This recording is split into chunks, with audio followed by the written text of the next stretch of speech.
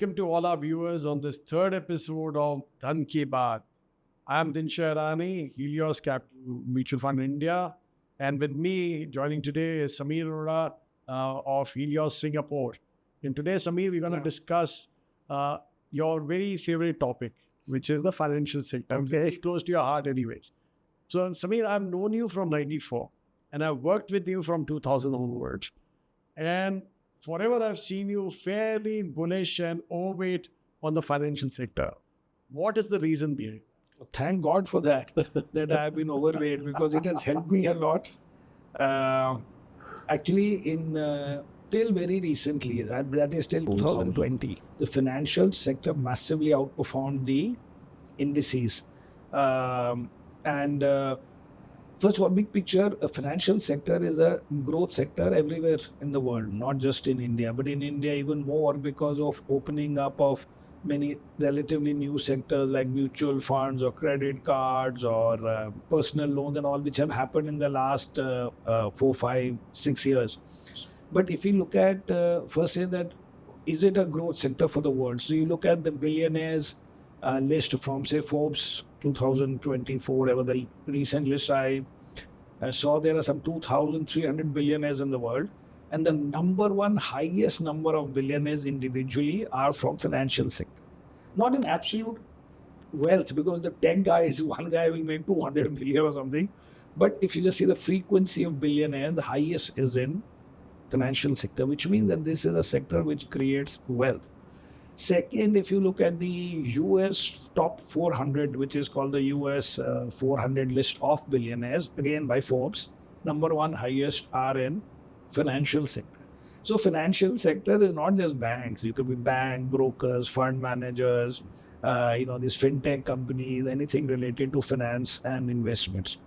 But in India, the reason why all this big money was made in the first round was the private sector banks competing with state-owned banks, and particularly HDFC Bank and Kotak Bank did really well.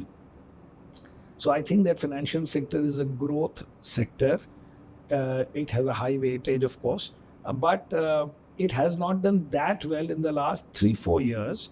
It's not done badly, but it hasn't done well as these small cap, mid cap stocks and all that, because some of it is large cap. So I'll give you some numbers later, but broadly, there has been no anything lost in being overweight on financial. If you want, I can give you the numbers now. So from 2000 to 2020, Nifty was up 10.78% per annum. And the NSE 500, which is broadly speaking 70% Nifty and 30% small and mid cap, actually underperformed Nifty. So it was up 10.35% per annum, which means for 20 years, separate from our discussion, mid and small cap stocks underperformed the large cap. And the bank Nifty was up 16.3% per annum. And in that bank Nifty, the state-owned guys didn't do well. ICICI didn't do well. So I had the others. Okay. Then from 20 March to now, the market is up some 28% per annum. This is Nifty. And Bank Nifty is up 26% per annum. And NSE 500, because it has those 30%, is up 32% per annum. So it has done badly, but here it is the same old stocks which did well, which is HDFC Bank and Kotak Bank. We don't have Kotak, but we have HDFC Bank. So broadly, it has not been a big negative, even in the last 4 years, but otherwise it's been massive wealth creation, and it is not over. It's not over. So you basically preempted my next question, which was to say that most of the perception is that the last 3-4 years have not been that good for the financial sector per se. Any specific reasons why? First thing, it has not been bad other than these 2-3 banks. For example, if you look at State Bank, I don't think it will be up less than, I think we bought it at 180 or something in 20 June. So it has done very well. ICICI Bank has done very well. The stock exchanges have done very well. These brokers have done very well. These market intermediaries have done very well.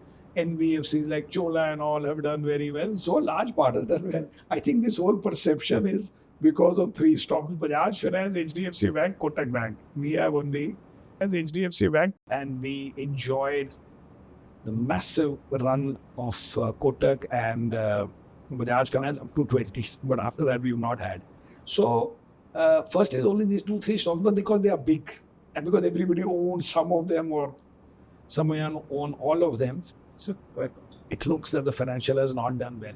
But if you look at it separately, so pre 20, for the previous 5 years, let's say, so the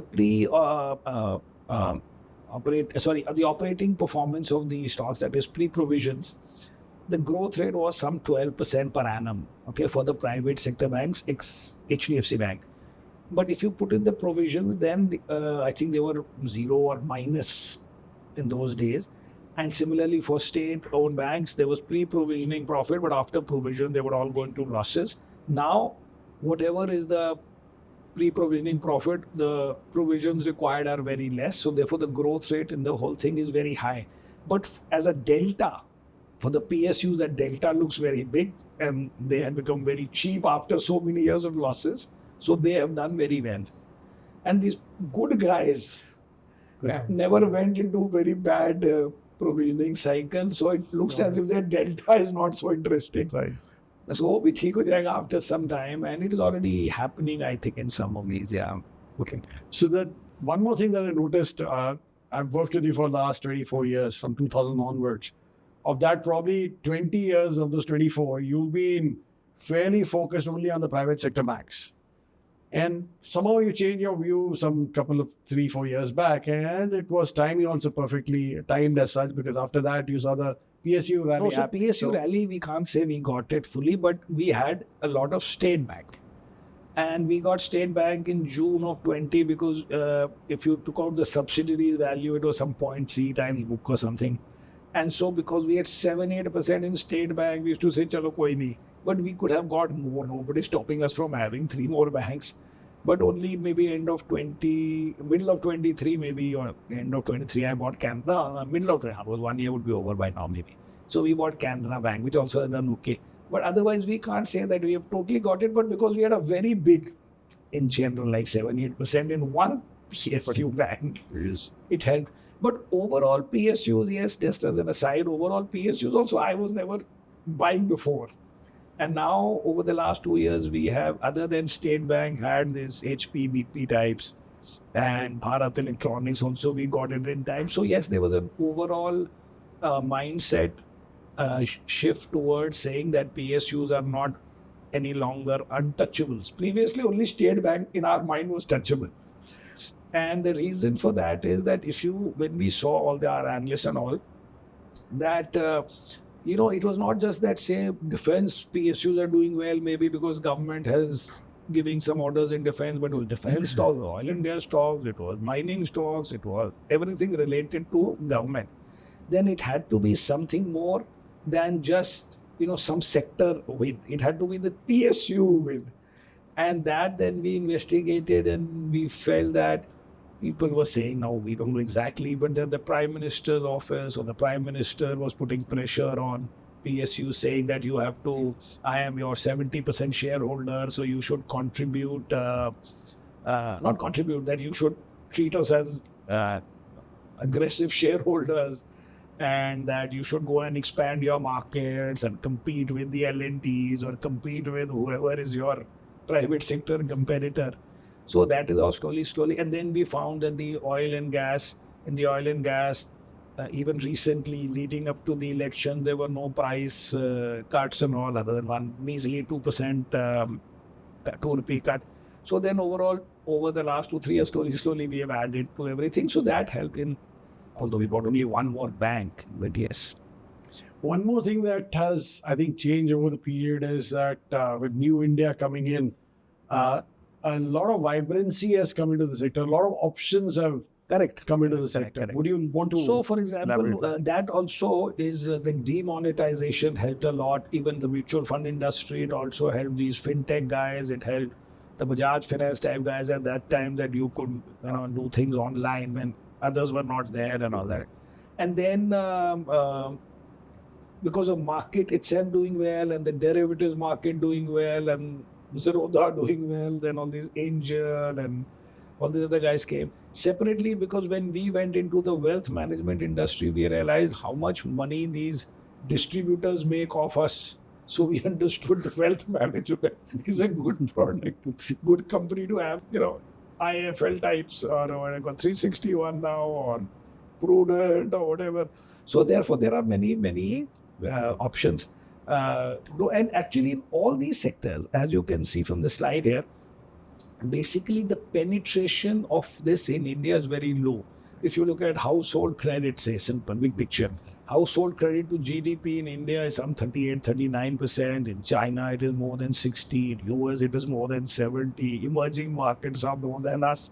So, big picture, you can say that it is good to be in sectors where there is under penetration. Because then you get not just, only in India's growth, you want some little bit of penetration catching up. The second is, somebody could say, yeah, but car is also under-penetrated, or fridge is also, fridge may not be, I don't know, but let's say air conditioner is under-penetrated or something, or microwave.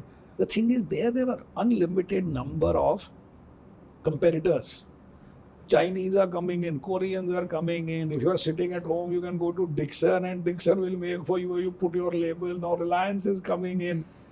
In this business, it is not like that. Right. This is a regulated business. So now we have come so late in the mutual fund, we are only the 45th company. And similarly, banks, credit card companies, wealth management, all of them are defined a few, some 10, 20 guys, not hundreds of guys. So that also makes a difference in terms of the longevity of growth that individual companies can enjoy if they get it right. The regulator, I mean, this sector is highly regulated, right? So as you rightly pointed out, it can be, it ensures that there's no undue competition coming in. Not too much competition.